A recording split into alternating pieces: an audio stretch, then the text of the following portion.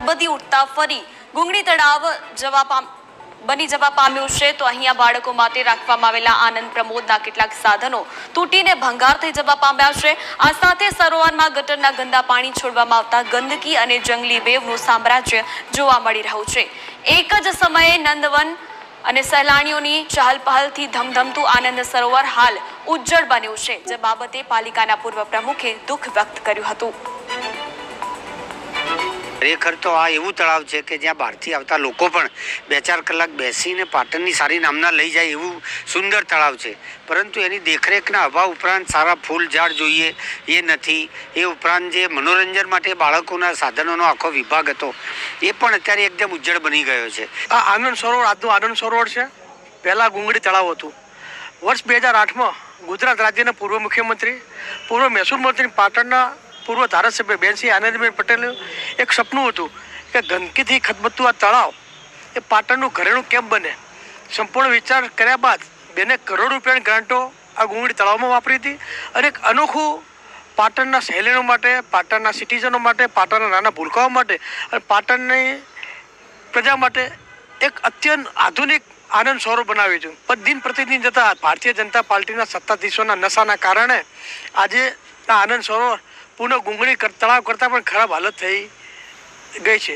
ગંદકી અંદર પડેલી છે એ પણ સ્વચ્છતા માટે હું એમને વાત કરીશ, ચીફ ઓફિસર શ્રી, પ્રમુખશ્રીને, નગરપાલિકાના સૌ અહીંના કોર્પોરેટર પર જાણ કરીશ। અને ગંદુ પાણી જે આવી રહ્યું છે રિટર્ન, એના કારણે ગંદકી થોડી વધી છે અંદર, એ પણ મેં જોયું। એટલે કેનાલની અંદર જે ગંદુ પાણી જે રિવર્સ થાય છે એના કારણે કેનાલની પણ અહીં મંજૂરી લઈ અને નવી કેનાલ બનાવવા માટે સરકારમાં દરખાસ્ત કરવા માટે હું એમને વાત કરીશ પ્રમુખશ્રીને।